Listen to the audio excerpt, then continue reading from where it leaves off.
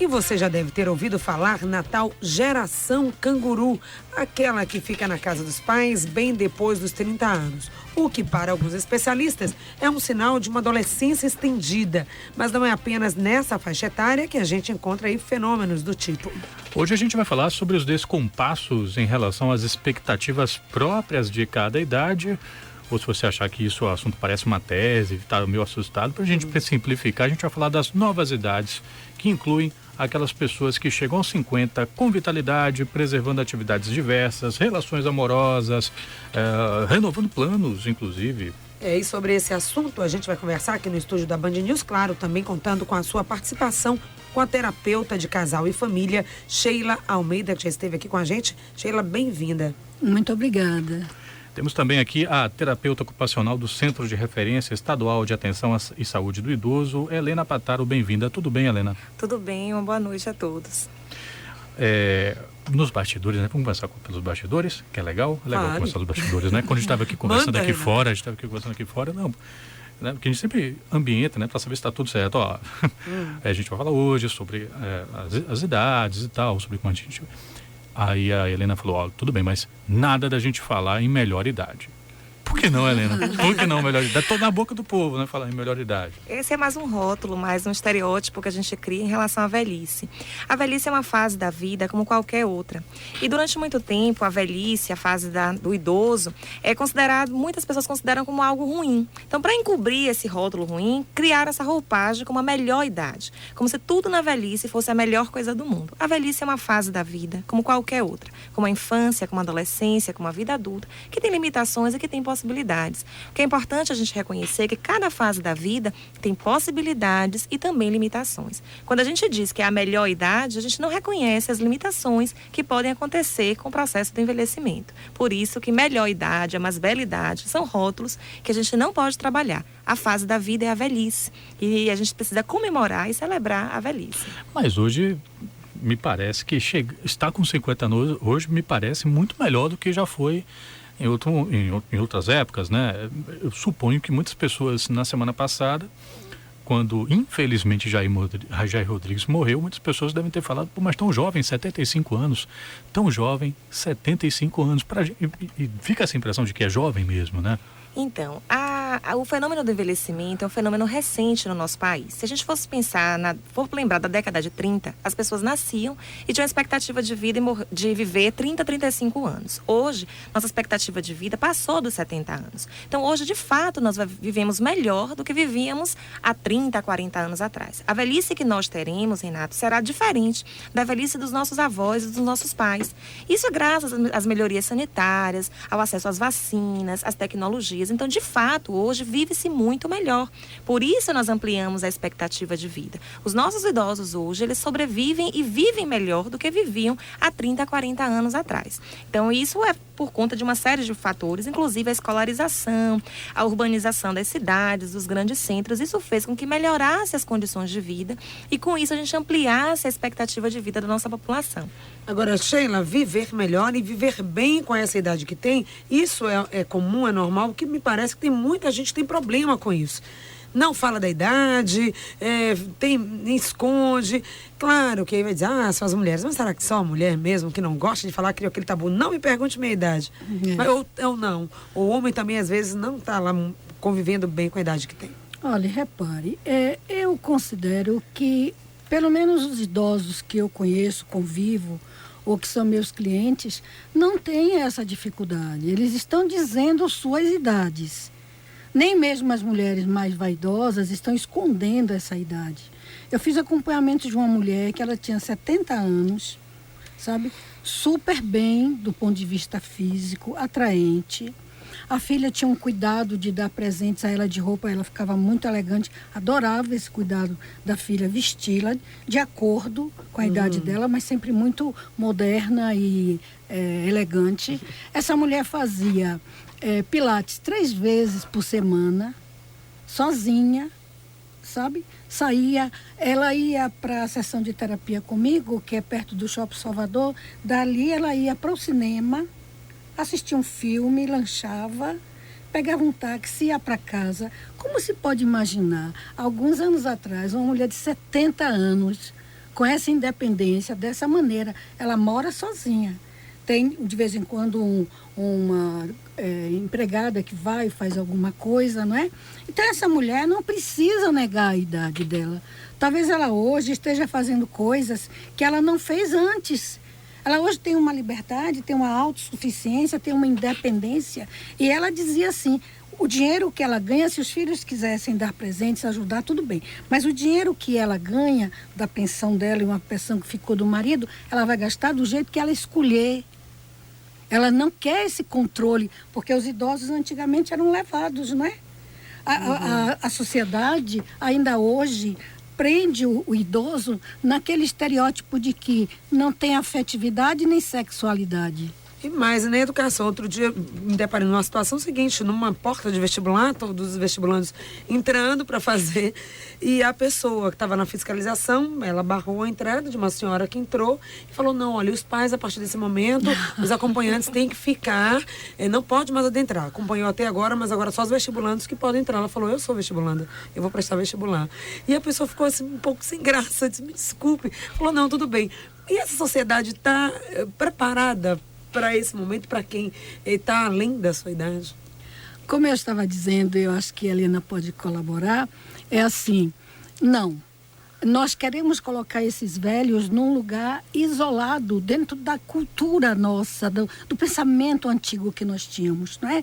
Eu me lembro que a minha sogra, ela vestia um padrão, que era assim, era um vestido que amarrava na cintura, então não era difícil dar um presente a ela. E se ela vestia, só mudava a cor, o padrão, se era estampado ou liso, mas era um tipo de vestido de velha.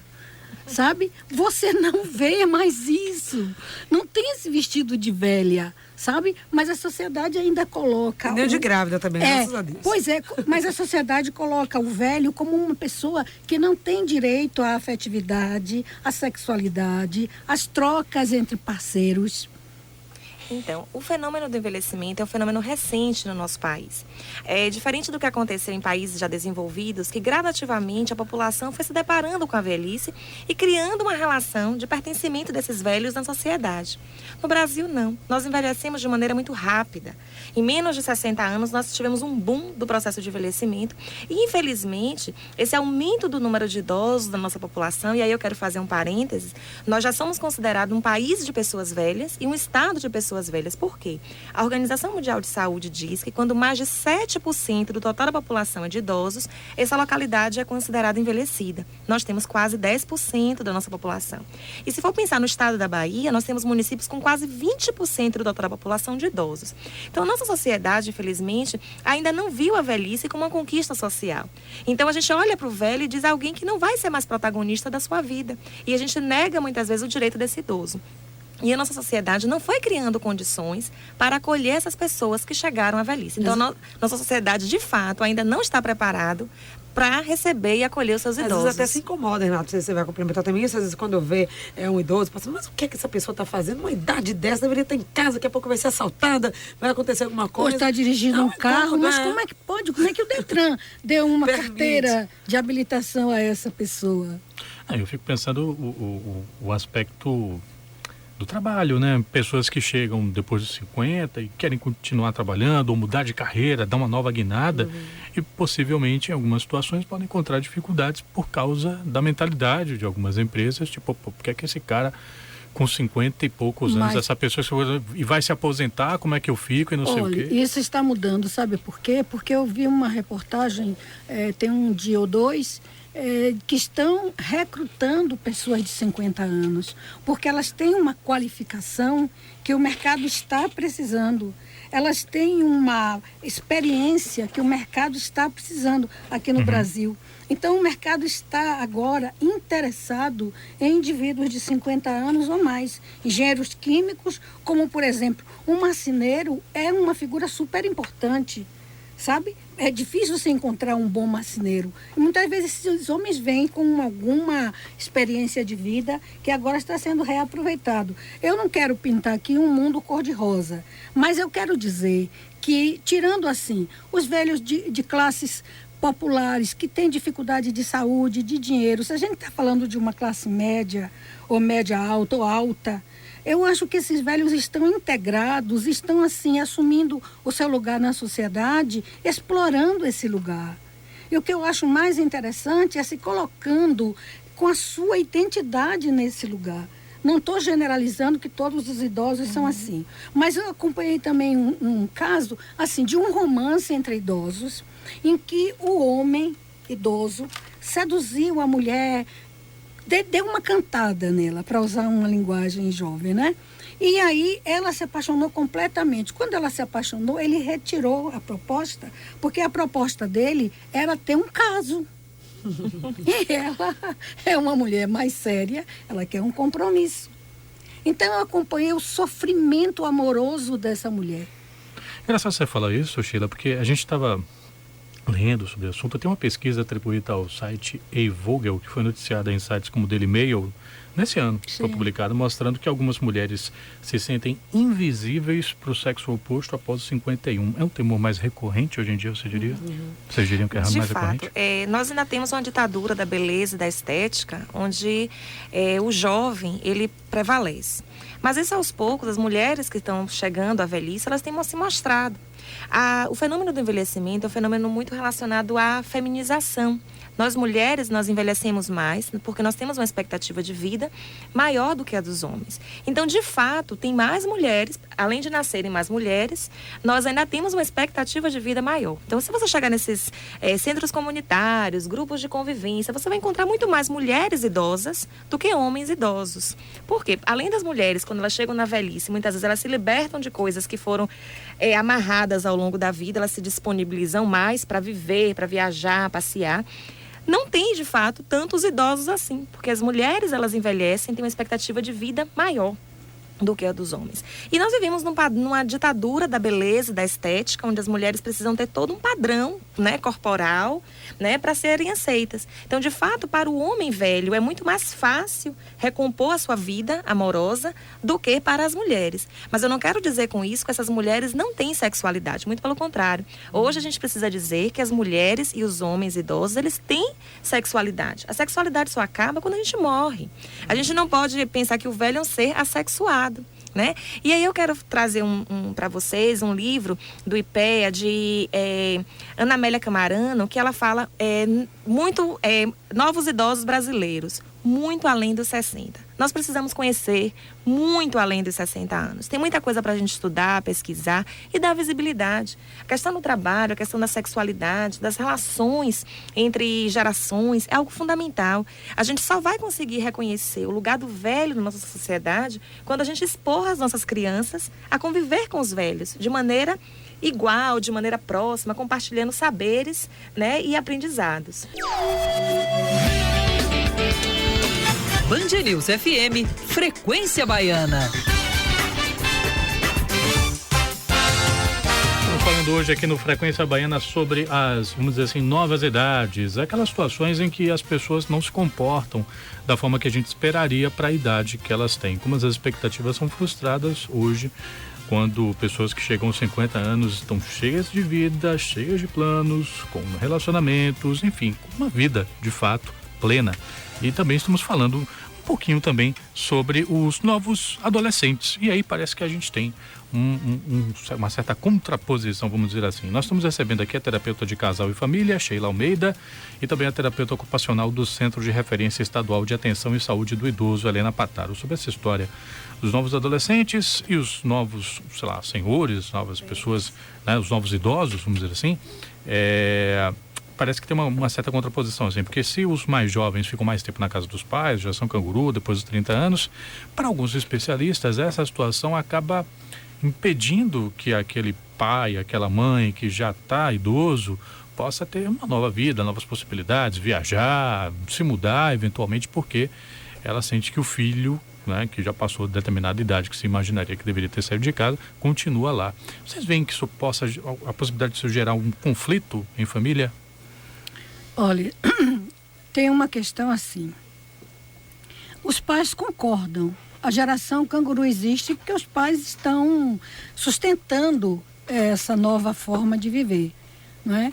Então, os pais que são ouvidos, quando são entrevistados ou respondem a pesquisas, eles mostram que preferem, eu escuto clientes meus de 36 anos que moram com os pais, que dividem um quarto com um irmão de 30 e poucos. Porque você dividir um quarto com uma pessoa já é demais. Você com 36 anos ainda dividindo um quarto com o irmão, brigando por causa de barulho ou por causa de guarda-roupa, é uma coisa que você fica assim pensando, isso não existe, mas existe. E essa pessoa me falou que o pai disse o seguinte: prefiro vocês aqui o tempo todo do que vê-los perdidos pelo mundo. Sabe? Então, assim, qual é a motivação que essa pessoa tem para sair? Nenhuma. Essa casa é mágica. Aparece roupa lavada, roupa guardada, aparece comida feita, cama arrumada, sabe? Como é que essa pessoa vai sair para enfrentar uma vida onde ele vai morar sozinho, com poucos recursos, vai ter que se virar para comer, para vestir, você entende? Então, assim, aí o que é que eles fazem?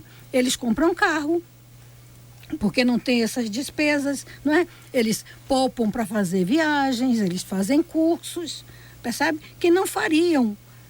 E interessante assim, antes você saía de casa por quê? Você queria ter independência, liberdade, namorar, fumar, beber. Hoje isso se faz em casa. Os pais preferem que se traga namorado ou namoradas em casa por uma questão de segurança, por uma questão de não estar se expondo a esse mundo de violência, não é? Então é assim, claro que isso impede que os pais vivam a sua independência, mas aí a gente vai cair num outro ponto, que é a síndrome do ninho vazio. Muitas vezes esses filhos ficam para vincularem os pais, porque os pais ainda discutem se comeram, se saíram, que horas vão chegar, você está entendendo? Isso mantém o casamento vivo. Quando esses filhos saem, é um face a face com o outro, reavaliando aquela relação. Se tem amizade, se tem vontade de estar juntos, viajar juntos, ter uma independência, sabe? Então, para mim, essas coisas têm dupla face. Uma face que é os pais ficarem porque acham que é o seu dever cuidar daqueles filhos, e nas classes mais populares, os pais ficarem porque os filhos não têm condições financeiras de sair.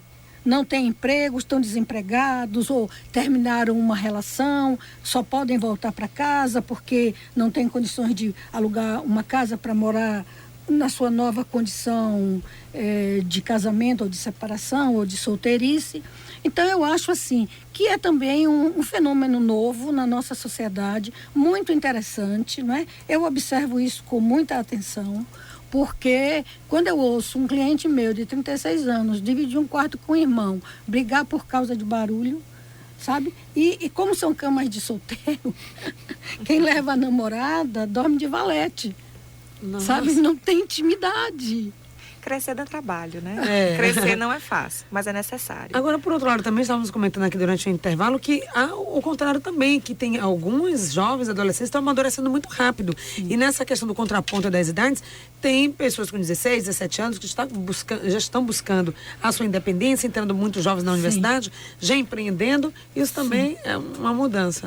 Isso é um fator também novo.